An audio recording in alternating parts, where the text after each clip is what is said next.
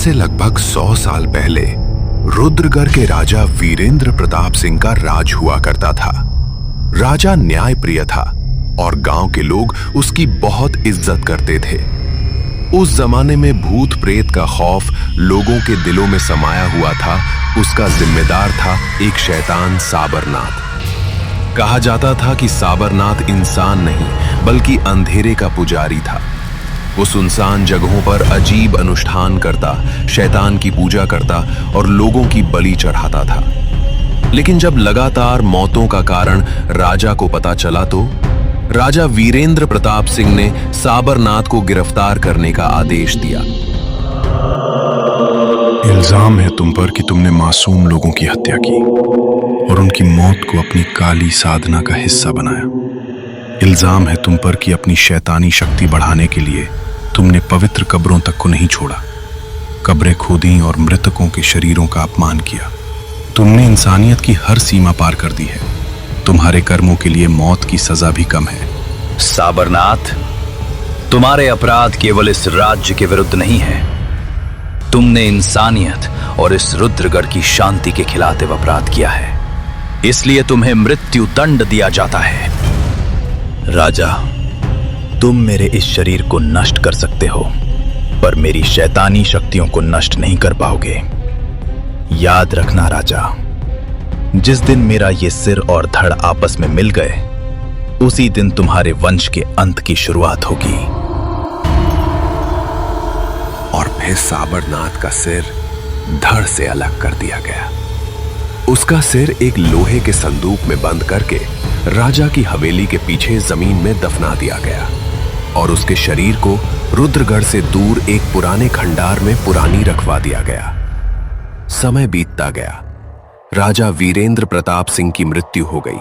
उनके बाद उनकी पीढ़ियां आती रहीं और धीरे धीरे साबरनाथ की कहानी सिर्फ एक पुरानी लोक कथा बनकर रह गई। लेकिन 100 साल बाद राजा वीरेंद्र प्रताप सिंह के वंशजों की नई पीढ़ी उसी रुद्रगढ़ में वापस लौट रही थी।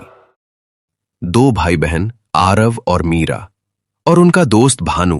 उसे दोस्ती से ज्यादा पैसों से प्यार था। आरव और मीरा उन्हें अपने पूर्वजों की पुरानी हवेली बेचनी थी। दोनों आधुनिक सोच वाले थे। भूत, श्राप और आत्माओं जैसी बातों पर उन्हें जरा भी विश्वास नहीं था और लिए वे रुद्रगढ़ लौट रहे थे।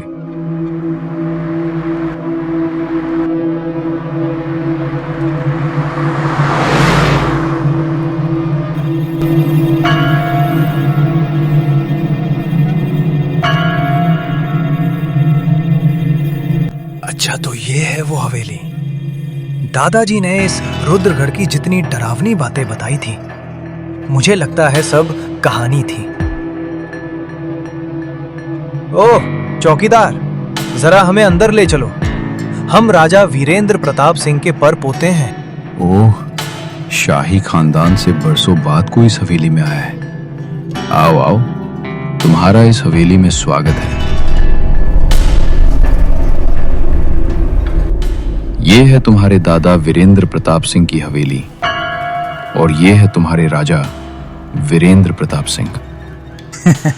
अच्छा भाई, तुम लोग अपने दादाजी की कहानी सुनते रहो, मैं तो चला सोने। मुझे बहुत तेज नींद आ रही है, बहुत ज्यादा थक चुका हूं।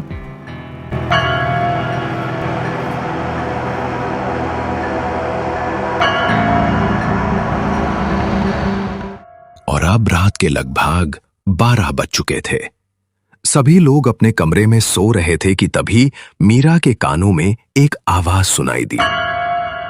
मीरा, आ जाओ मेरे पास। मीरा, मीरा। मीरा तुरंत उठकर बैठ गई। वो पूरी तरह पसीने से भीग चुकी थी, लेकिन मीरा ने अपना वहम समझकर उसे नजरअंदाज कर दिया। और अब अगली सुबह। और भानु, रात कैसे कटी? आहा, मजा आ गया। शाही पलंग पर लेटकर रात भर शहंशाही ख्वाब देखता रहा मैं। शहंशाह और मेरी मलिका। मीरा, तुम्हें क्या हुआ? तुम इतना डरी हुई क्यों हो? कुछ नहीं भैया, बस मैंने कल रात बुरा सपना देख लिया। मुझे ऐसा लगता है कि इस हवेली में जरूर कुछ ना कुछ है। ये हवेली साधारण हवेली नहीं है। दादाजी इसके बारे में जो बातें कही हैं, कहीं ना कहीं वो सच है। ओहो, तुम भी ना मीरा, कितना ज्यादा सोचती हो। इस हवेली में कुछ भी नहीं है। देखो, हम लोग हैं ना, कुछ नहीं होगा, तुम चिंता मत करो। आ जाओ भानु, तुम्हें ढेर सारा धन चाहिए ना, तो जल्दी से आ जाओ मेरे पास भानु, और सारा धन ले लो। अरे, इतनी रात को मेरा नाम कौन पुकार रहा है? लगता है कोई मेरा शुभ चिंतक होगा। जाकर देखता हूँ, क्या पता सच में धन मिल जाए और मैं अमीर हो जाऊं। और इतना कहकर भानु अब हवेली से बाहर निकल आता है और वह आवाज का पीछा करते हुए उसी जगह पहुंच जाता है जहां उस शैतान का सर दफनाया गया था कि तभी भानु को एक सोने का सिक्का दिखाई देता है। भानु उस सोने के सिक्के को तुरंत उठा लेता है। अरे, सोने का सिक्का, इसका मतलब यहाँ पर ढेर सारा सोना गढ़ हुआ है। मुझे तुरंत इस सोने को निकलना होगा और फिर मैं इसे शहर जाकर बेच दूंगा। अब मुझे बड़ा आदमी बनने से कोई नहीं रोक सकता। मुझे तुरंत यहाँ पर खुदाई करनी होगी।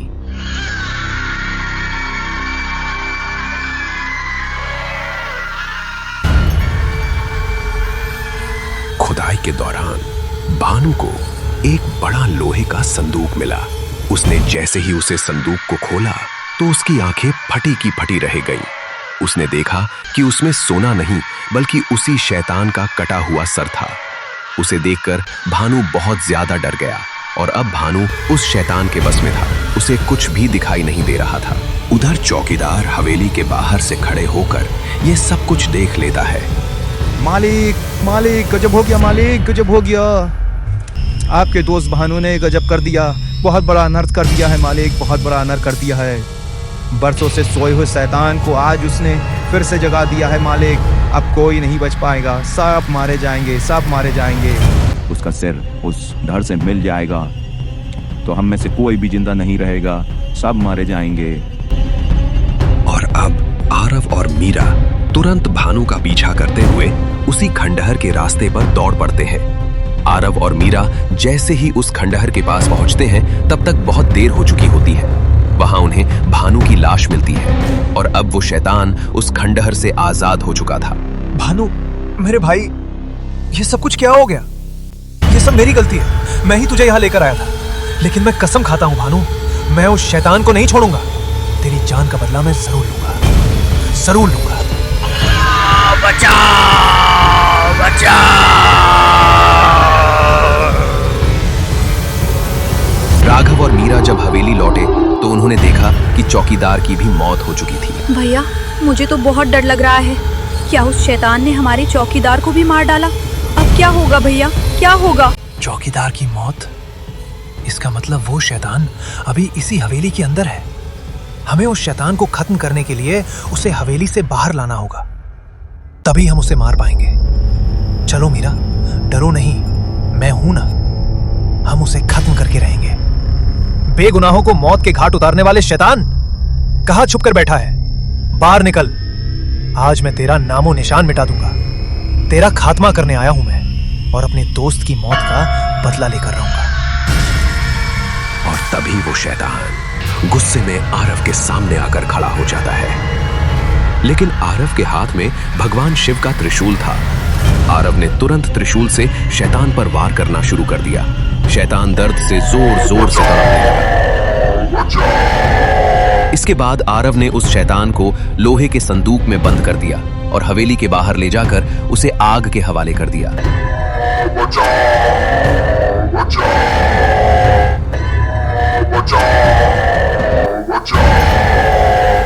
और इस तरह आरव ने बरसों पुराने उस शैतान का अंत कर दिया।